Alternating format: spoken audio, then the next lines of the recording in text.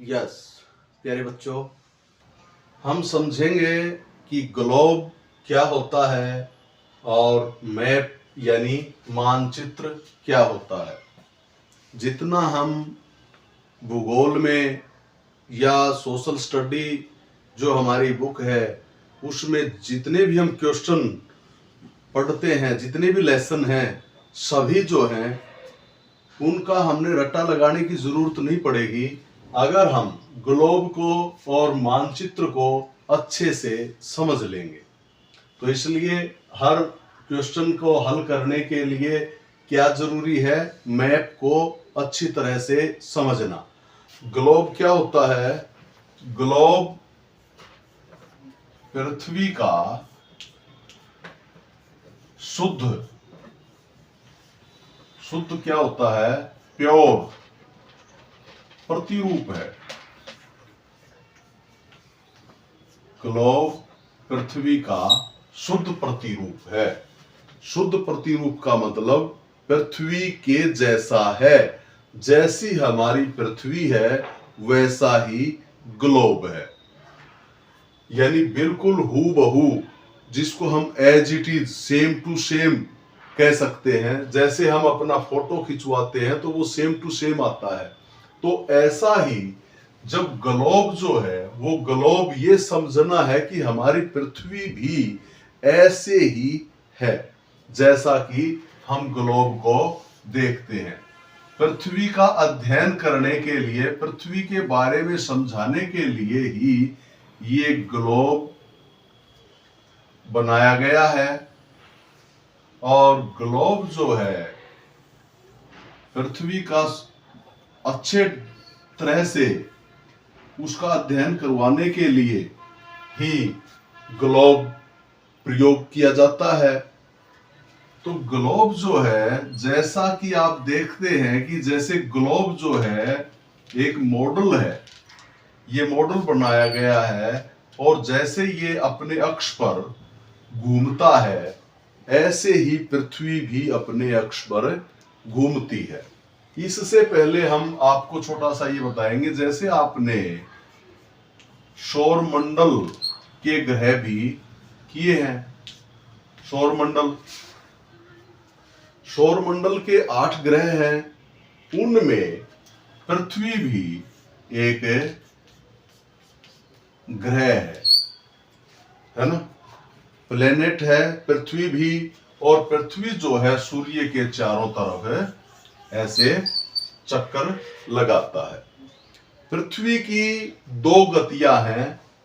पृथ्वी की कितनी गति है? 2। हाँ, एक बार ये समझना जरूरी है, पृथ्वी की 2 गति है। 2 गति का मतलब चाल है। एक तो दैनिक और एक वार्षिक गति और दैनिक गति। दैनिक गति क्या होती है? दैनिक गति जो है उसकी 23 घंटे 56 मिनट कुछ सेकंड में वह दैनिक गति पूरी करती है अपने अक्ष पर। जैसे पृथ्वी, यहाँ ग्लोब से आप समझेंगे कि अपने जगह, एक ही जगह जब वो घूमती है, जैसे हम फिरकी घुमाते हैं तो वो एक ही जगह जैसे घूमती है, तो उसको बोलते हैं अपने अक्ष पर वह पूरा चक्कर लगा लेती है। और वह चक्कर 23 घंटे 56 मिनट यानी 24 घंटे में हम मान सकते हैं कि एक दिन में कितने घंटे होते हैं? 24 घंटे। 12 घंटे दिन के और 12 घंटे रात के। तो इस प्रकार से जैसे सूर्य का प्रकाश, ये ग्लोब इसलिए बनाया गया है कि जैसे ये हमारी पृथ्वी है ये गोल है और इसके आधे भाग पर गोलाई में कोई भी वस्तु होगी, गोल, फुटबॉल है, गेंद है, जो भी है, जैसे कि हम ग्लोब से समझते हैं, तो उसका जो सामने, सूर्य के सामने जो भाग होता है वहां क्या होगा? रोशनी पड़ेगी, रोशनी होगी, प्रकाश होगा, तो क्या होगा? दिन। और जो बैक साइड है उसकी, उधर सूर्य का प्रकाश नहीं पहुंच पाता, इस कारण से वहां क्या होती है? रात। तो ये पृथ्वी अपने अक्ष पर 24 घंटे में घूमती है। तो ये जो भाग है रात वाला, ये इसके आगे आ जाता है और दिन वाला इसके पीछे चला जाता है। तो ये जो है इसकी घूमने की जो गति है, दैनिक गति, इसी के कारण क्या होते हैं, दिन और रात बनते हैं। ये पृथ्वी की दैनिक गति है। और फिर पृथ्वी ऐसे ही डेली जो है ऐसे सूर्य के चारों ओर चक्कर लगाती है। उसकी जो है वार्षिक, जो उसको क्या कहते हैं, वार्षिक गति। और ये वार्षिक गति यानी लगभग 365 दिन में यह पूरा करती है। साल 365 दिन का होता है, 365 सही है, गोटा 4 दिन में, यानी 365 या 66 दिन जैसे लीप वर्ष होता है, ऐसे ही हमारी जो पृथ्वी है वह सूर्य के चारों तरफ चक्कर लगाती है। पृथ्वी सौर मंडल का एक ग्रह है, प्लेनेट है। और पृथ्वी का जो ग्रह है वो क्या, कौन सा है, पृथ्वी का भी अपना ग्रह है, ये पृथ्वी है। पृथ्वी के का अपना ग्रह है, वो कौन सा है, चंद्रमा। चंद्रमा पृथ्वी का छोटा ग्रह है। छोटा ग्रह होने के कारण इसको क्या कहते हैं, उपग्रह है, यानी उपग्रह। उप माने छोटा और ग्रह ग्रह ही है। उपग्रह यह है जो है पृथ्वी के चारों तरफ चक्कर लगाता है, वह पृथ्वी का उपग्रह कहलाता है। तो इसी तरह से अब हम करेंगे ग्लोब के बारे में। तो आपने ये समझना है कि जैसे ये ग्लोब इसलिए है कि ये जो है चारों तरफ अपने अक्ष पर ऐसे घूमता है। और जिस तरह सौर मंडल के जो ग्रह हैं, आकाशीय पिंड हैं, 8 ग्रह हैं, उनमें पृथ्वी भी एक सौर मंडल का या सूर्य का एक ग्रह है। और ऐसे ही अब हमने पृथ्वी का अध्ययन करना है, ठीक है।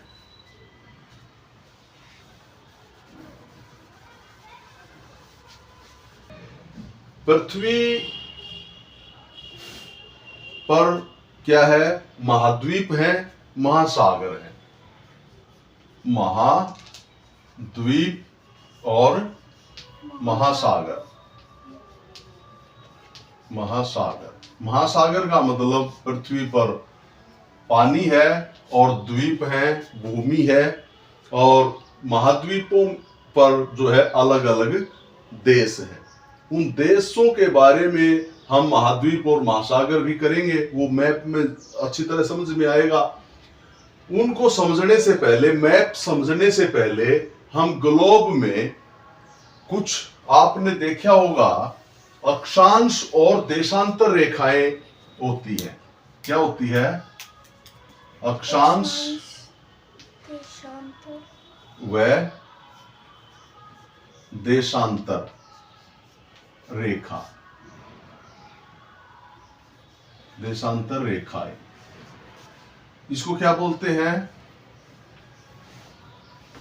इंग्लिश में, लेटिट्यूड। और देशांतर को लॉन्गिट्यूड्स। तो अक्षांश और देशांतर रेखाएं हम समझेंगे ग्लोब में। और फिर आपके जो है मैप में ये सभी ये समझ में आ जाएगा किस देश में कैसी जलवायु होती है, किस कारण होती है। वो सूर्य का प्रकाश जो हमने सौरमंडल में पृथ्वी घूमते हुए दिखाई थी, उसी तरह से आपने ये भी समझना है कि जैसे यहाँ हम सूर्य भी बना सकते हैं, इसके साथ साथ वो चीजें भी आपके समझ में आ जाएंगी, ठीक है। अब ग्लोब समझने से पहले मैं आपको छोटा सा एक चीज समझाऊंगा। ग्लोब में हमने अक्षांश और देशांतर रेखाओं का रट्टा नहीं लगाना। जैसे हम गणित में क्या करते हैं, कोण बनाते हैं, कोण, एंगल बनाते हैं ना, ऐसे ही हमने समझना है।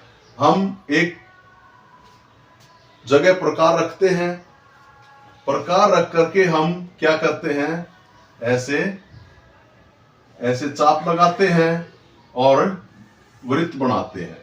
तो ये क्या है केंद्र बिंदु ये सेंटर में है और ये रेखा खींच दें तो ये क्या कोई कोण बनाती है? कोई कोण नहीं बना। ये तो सरल रेखा है तो इसलिए इसको हम क्या कहेंगे? 0 डिग्री। इसको हम क्या कहेंगे? 0 डिग्री। तो ये 0 डिग्री पर इसके बीचों बीच इसको दो भागों में हम बांट देते हैं। वहां समझना कोण से, यहां कोण बनाएंगे हम, क्योंकि ये जो है 0 डिग्री है, यहां कोई भी कोण नहीं बनाएगा, तो सीधी रेखा है। पृथ्वी को दो भागों में बांट दिया। ये गोला है, इस गोले को दो भागों में बांट दिया और ये जो बीच वाली जो रेखा है ये मध्य में है, पृथ्वी के मध्य में है, इसलिए इसको हम क्या कहेंगे? बताओ। पृथ्वी के मध्य में है या इस गोले के मध्य में है तो इसको हम क्या कहेंगे? भूमध्य रेखा। बीच में है तो भूमध्य रेखा, ठीक है, भूमध्य रेखा है। इसका दूसरा नाम है क्या? विषुवत वर्त रेखा। कौन सा नाम है इसका दूसरा नाम? विषुवत वृत्त रेखा, ठीक है।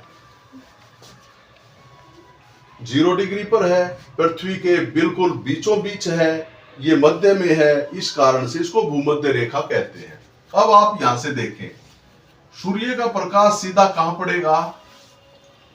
सबसे तेज पृथ्वी के बीच में सीधा पड़ेगा तो भूमध्य रेखा पर जो है जितने भी देश आएंगे वहां सबसे अधिक गर्मी होगी। समझ आ गई?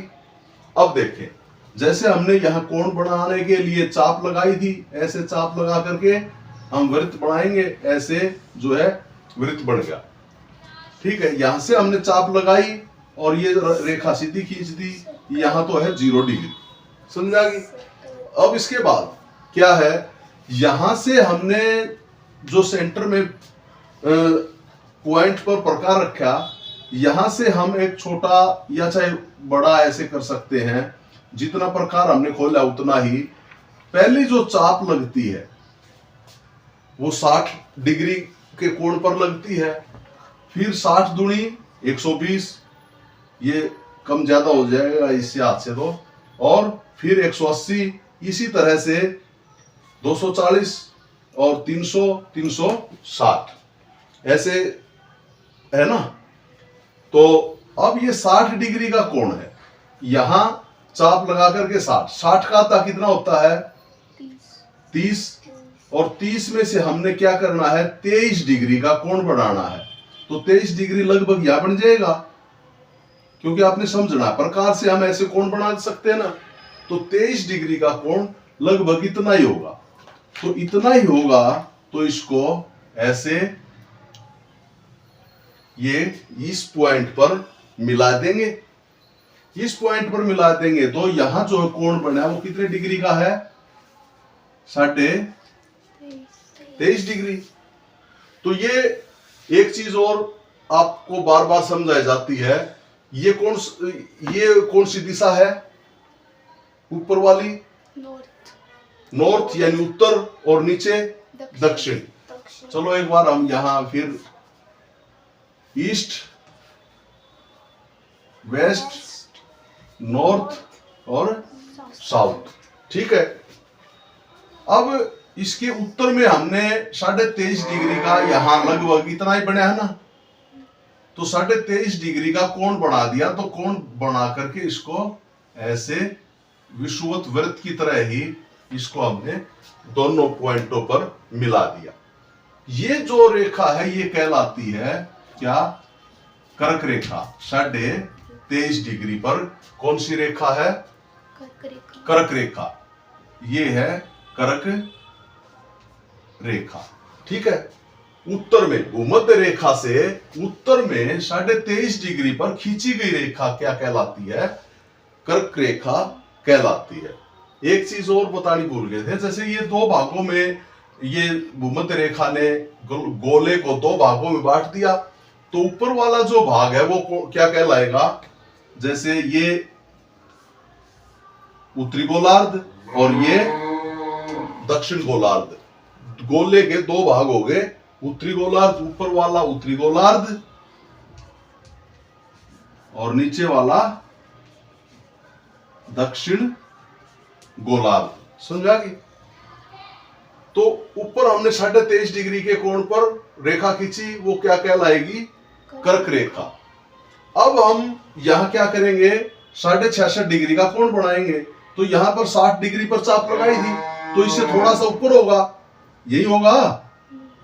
तो यहां से दोनों पॉइंटों को हम मिला देंगे, तो वो जो है 66.5 डिग्री, ये कोई अनुमानित नहीं होता कि भाई हम, कई बार बच्चे क्या सोचते हैं कि ये कैसे आया 66.5 23, ये डिग्री का कोण बनाना है प्रकार से, है ना, प्रकार से जैसे हम कोण बनाते हैं तो फिर हमें अंदाजा आ जाता है 66.5 डिग्री का कोण का यहां बनेगा 60 डिग्री के चाप से ऊपर।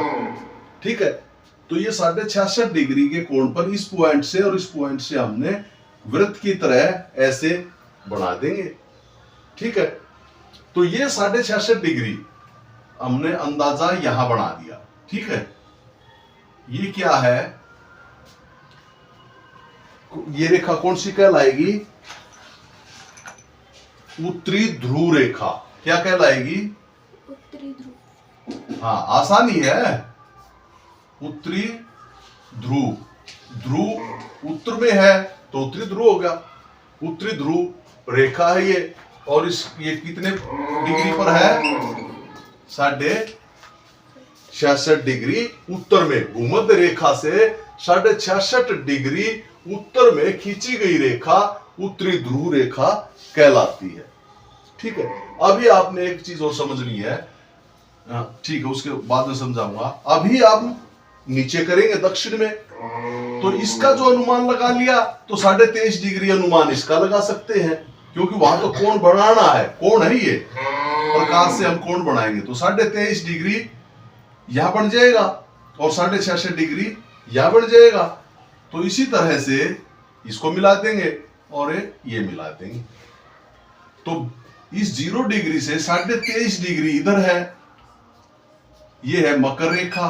कौन सी रेखा है, मकर रेखा दक्षिण में, भूमध्य रेखा से। अब आपको ये कह देंगे मकर रेखा किसे कहते हैं, ये क्या है, या उससे क्या अभिप्राय है, भूमध्य रेखा से 23.5 डिग्री दक्षिण में खींची गई रेखा ग्लोब में, ये कोई वास्तविक नहीं है, ये काल्पनिक है। इसको भूमि का, पृथ्वी का अध्ययन करने के लिए, भूगोल का अध्ययन करने के लिए ये जो है रेखाएं काल्पनिक है, ये भूगोल शास्त्री जो है उनके द्वारा ये तैयार किया हुआ है। ठीक है, तो 23.5 डिग्री दक्षिण में खींची गई जो रेखा है वो कौन सी कहलाएगी, मकर रेखा।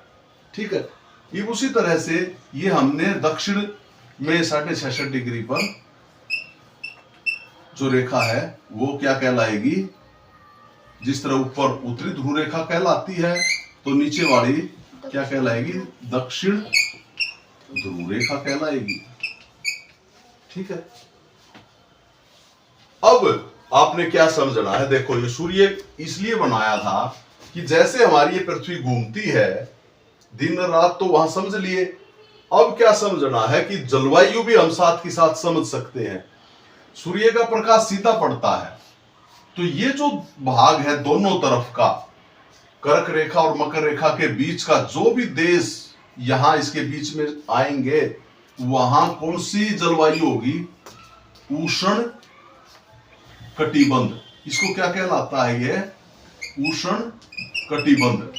अब हिंदी में, इंग्लिश में अलग अलग है, तो हिंदी में इसको हम जैसे पसंद आ जाए, ये नीचे वाला भी, ये सारा उष्ण कटिबंध है, इतना भाग, तो ये आ जाए उष्ण कटिबंध। क्या होता है, भूमध्य रेखा के 23.5 डिग्री उत्तर में कर्क रेखा और 23.5 डिग्री मकर रेखा के मध्य में जितना भी जो अक्षेत्र है, ठीक है, जितना भी जो अक्षेत्र है वह सूर्य का प्रकाश वहां सीधा पड़ता है, इसीलिए वहां उष्ण, उष्ण मीन गर्मी, गर्म, तो यहां जो है बहुत ही यानी गर्म जलवायु होती है।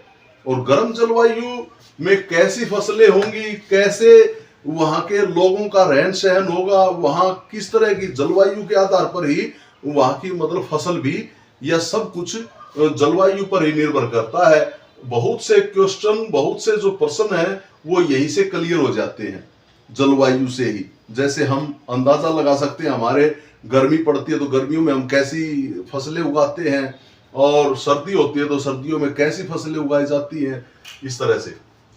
ये तो हो गया उष्ण कटिबंध। अब ये जो भाग है 66.5 डिग्री उत्तर में और 66.5 डिग्री दक्षिण के बीच का, इन दोनों जगह भी सेम जलवायु होगी, क्योंकि सूर्य का प्रकाश यहां तो कम पड़ेगा, यहां भी कम पड़ेगा। तो इस कारण से ये क्या है, शीतोष्ण। शीतोष्ण, शीतोष्ण क्या होता है, शीत और शीत सर्दी और उष्ण, उष्ण गर्मी। शीतोष्ण, शीत जमा में उष्ण, शीतोष्ण हो गया। ये हिंदी में भी जैसे संधि आती है ना, ए और उ मिलाने से ओ बन जाएगा शीतोष्ण। तो ये शीतोष्ण कटिबंध कहलाता है। ये यहां गर्मी भी है सर्दी भी है, ना ज्यादा गर्मी ना ज्यादा सर्दी, ठीक है।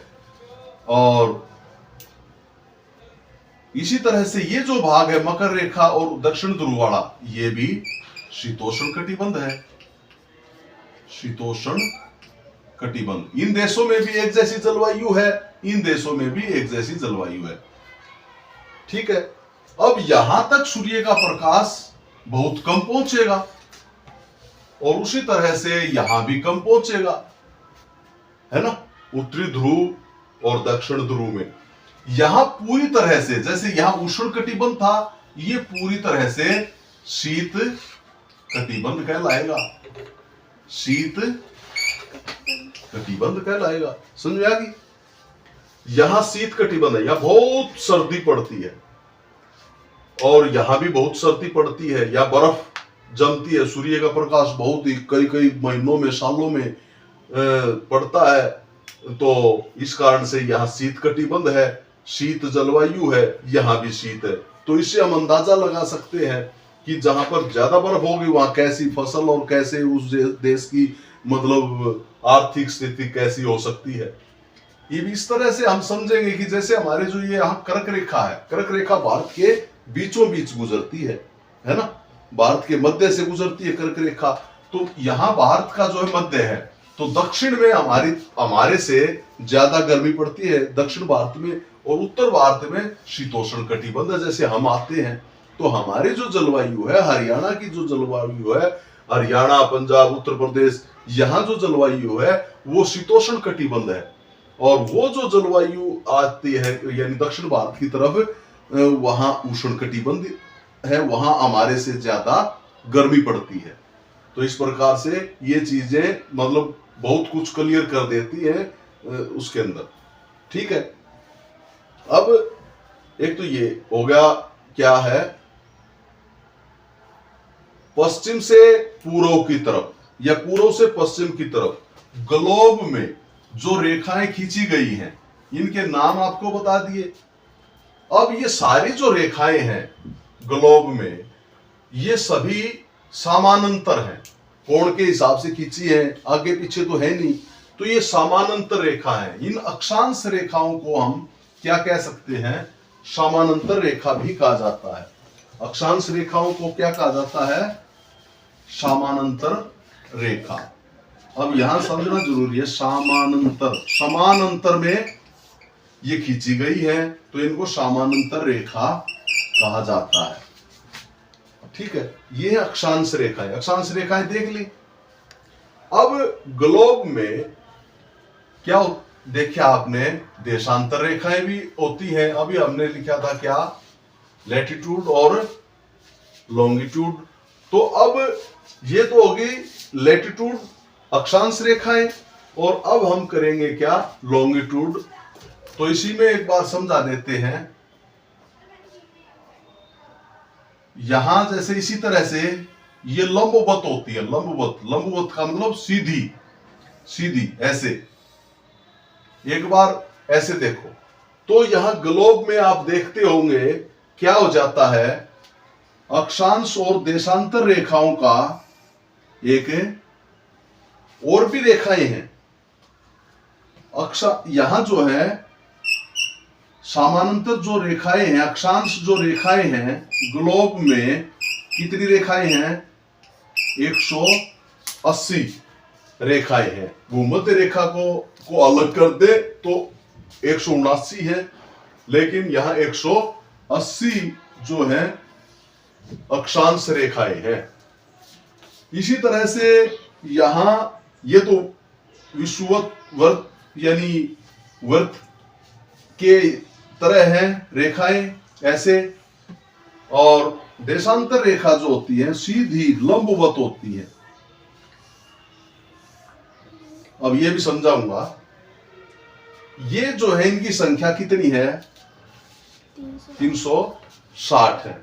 360 क्यों? जैसे घड़ी के अंदर आप देखते होंगे, घड़ी या हम जैसे कोण बनाते हैं, घड़ी में भी कोण समझाया जाता है। ये 0 डिग्री है, फिर 1 डिग्री, 2, 3, 4, 5, 6, 7, 8, 9, 10, 11, 12 ऐसे करते करते पूरे कितने होंगे, 360 डिग्री का कोण बनाती है एक वृत्त। तो एक वृत्त में 360 डिग्री का कोण बनती है, तो 360 ही ये जो है देशांतर रेखाएं हैं। ठीक है, उसकी आती 180 जो है ये अक्षांश रेखाएं हैं।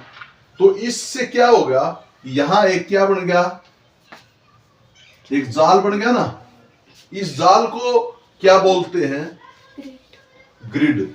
इस जाल को ग्रिड बोलते हैं, ग्रिड। ये जाल क्या कहलाता है? अब क्वेश्चन आता है कि ग्रिड किसे कहते हैं। ग्रिड किसे कहते हैं? ग्लोब में अक्षांश व देशांतर रेखाओं से बना हुआ जाल जो है, नेट जो है, उसको क्या कहा जाता है, ग्रिड कहा जाता है। ठीक है, यह ग्रिड कहलाता है। चीजें ऐसी हैं कि हम ग्लोब से उन चीजों को समझ गए। जैसे आपको ये समझा दिया कि यहाँ ग्लोब है सामने, इसको हम प्रैक्टिकल भी समझाएंगे। जैसे ये ग्लोब है और ग्लोब जो है सूर्य के सामने है, तो ये घूमता है, ऐसे घूमेगा, तो जो भाग इसके सामने आया उष्णकटिबंध है, शीतोष्णकटिबंध है, और क्यों है, दिन रात भी समझ में आ गए।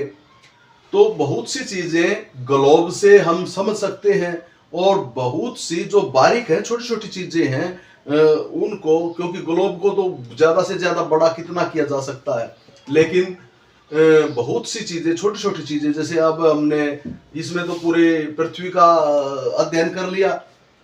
अगर हमने उसमें से पूरे इंडिया का है, चीन का है, अमेरिका का है, उसको समझना है, फिर उसमें से राज्य आ जाएंगे, हरियाणा है, पंजाब है, उत्तर प्रदेश है, उसमें से फिर जिले आ जाएंगे, भिवानी है, महेंद्रगढ़ है, जिलों में से गांव आ जाएंगे, तो गांव में से जो है यानी छोटी छोटी कॉलोनियां आ जाएंगी। तो इस प्रकार से उन छोटी छोटी चीजों को समझने के लिए मैप की जरूरत पड़ती है। और मैप कैसे बनेगा, जैसे इसी को हम ऐसे खोल देंगे तो वो क्या कहलाएगा, ऐसे जो है इसको मैप को जो है बड़ा या छोटा किया जा सकता है। छोटी छोटी चीजें दिखाने के लिए, बड़ी बड़ी चीजें दिखाने के लिए हम मैप का प्रयोग करते हैं। अब इसके साथ एक चीज और समझाऊंगा, क्या कुछ अगले लेसन में हम करेंगे